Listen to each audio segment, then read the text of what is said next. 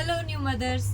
आज की वीडियो में हम देखेंगे कि अगर हमें बॉटल फीड कराने की ज़रूरत पड़ती है और उसके लिए हमें बॉटल को क्लीन और स्टेरलाइज कैसे करना है। सबसे पहले तो फर्स्ट टाइम भी अगर आपको बॉटल यूज़ करनी है तो आपकी बॉटल पूरी तरह से स्टेरलाइज होनी चाहिए। ये आपको लगेगा कि ये बॉटल क्लीन है, लेकिन ये क्लीन नहीं है। आपको इसको सिर्फ गर्म पानी से धोने से काम नहीं चलेगा, आपको अपना जो प्रोसेस क्लीनिंग का है उसको पूरा ही करना है।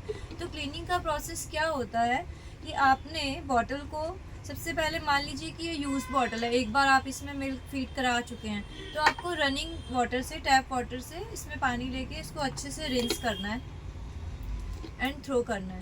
उसके बाद आपने चाहे कोई भी लिक्विड, जैसे कि बच्चों के लिए स्पेशल बॉटल क्लीनिंग लिक्विड्स आते हैं, आप कह लीजिए चीको का आता है, पिजन का आता है, या लवलैप का आता है, या कोई भी और ब्रांड का आता है, तो वो आपने लेना है।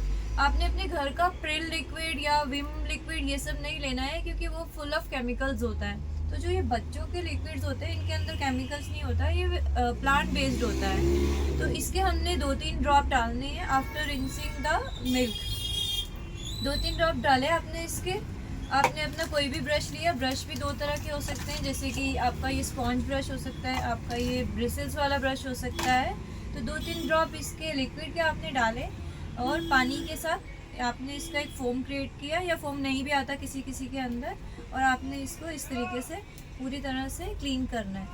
इसको क्लीन, बॉटल को क्लीन करने के बाद लिक्विड से आपने इसके सारे पार्ट्स को, जैसे कि खोलकर निप्पल को सेपरेट खोला है आपने, कवर को भी लिया है, और इन सबको भी उसी लिक्विड से आपने अच्छे से क्लीन करना है। उसके बाद आपने फिर से इसको रनिंग वाटर से रिंस करना है। पानी सारा अंदर का जो ये सोपी कंटेंट था ये सब निकल जाना चाहिए। एक एक चीज़ आपने बॉटल की अलग अलग करनी है।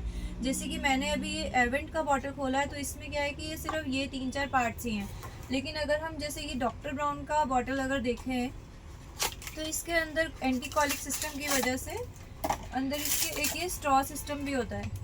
तो कई बार लोग क्या करते हैं, इसको खोलते हैं और इसको करके उसी तरीके से करते हैं, लेकिन इसमें इम्पोर्टेंट है कि जो इसका ये वाला पार्ट है, इसके ये कई पार्ट्स होते हैं। जैसे ये इसका लिड, अपर लिड क्लोज करने के लिए, ये वेंट के लिए, तो एक एक पार्ट अलग अलग हो जाना चाहिए, कुछ भी अटैच नहीं रहना चाहिए।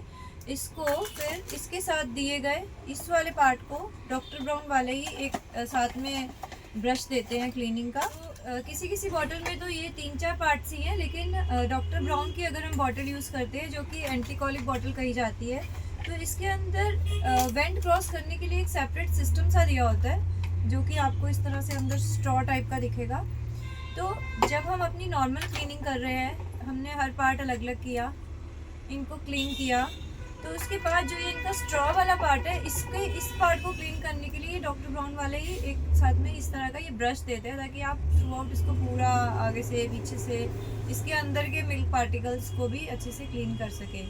तो कहने का मतलब, जब आप सारे पार्ट्स को सेपरेट निकाल के लिक्विड क्लींजर से ब्रश से क्लीन करके पानी से रिंस करेंगे, पानी से निकाल लेंगे अच्छे से, उसके बाद आप ये मत समझिए कि आपका काम ख़त्म हो गया। उसके बाद आपको इसका जो रियल स्टेरलाइजेशन का, जिसके अंदर के हम उसके जर्म्स, इसके बैक्टीरिया को किल करते हैं, वो काम रह जाएगा।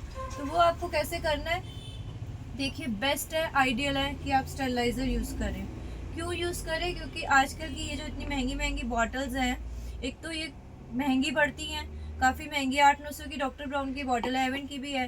तो अगर आप जो अपना पुराना ट्रेडिशनल सिस्टम करते हैं, वो पतीले में पानी रख के बॉटल्स को डाल के, तो उसमें क्या होता है कि प्लास्टिक की बॉटल को आप जितना बॉयल करेंगे उतना ही उसका लाइफ कम होता जाएगा, वो ख़राब होता जाएगा, प्लास्टिक डिटीरिएट करेगा। और क्या होगा, बहुत बारी आप उसको रख के भूल जाते हो तो इनकी शेप भी ख़राब हो जाएगी और बॉटल बेसिकली ख़राब हो जाती है, सिलिकॉन भी पिघल जाता है। तो वो अच्छा तरीका नहीं है। अगर आप बहुत ही कॉन्शियस होके बिल्कुल ही ध्यान से खड़े होके कर रहे हैं तो अलग बात है, लेकिन लॉन्ग लास्टिंग नहीं होता वो। तो बेटर है कि अगर आप स्टेरलाइज़र यूज़ करते हैं तो इसमें क्या होता है कि ऑटोमेटिक कट ऑफ होता है, और इसके अंदर ये उतना टेम्परेचर क्रिएट कर देते हैं कि जिससे कि जर्म्स और बैक्टीरिया सारे मर जाते हैं। लेकिन इन स्टेरलाइज़र में भी बॉटल्स को तब रखना है जब हम ये सारे काम कर चुके होंगे। आपको किसी भी लेवल पर इसमें किसी काम में कटौती नहीं करनी है। मतलब कि ये नहीं करना कि क्लींजर नहीं डाला, ये नहीं करना कि रिंस नहीं किया था पहले मिल्क वाले को और सीधा क्लींजर डाला, मतलब सारे अगर आप स्टेप फॉलो करेंगे तो बेबी को इन्फेक्शन के चांसेस बिल्कुल ज़ीरो हो जाएंगे और आपकी बॉटल फीडिंग सक्सेसफुल रहेगी। तो प्लीज़ सारे स्टेप फॉलो करिए, फिर आपको कभी दिक्कत नहीं आएगी। Thank you so much.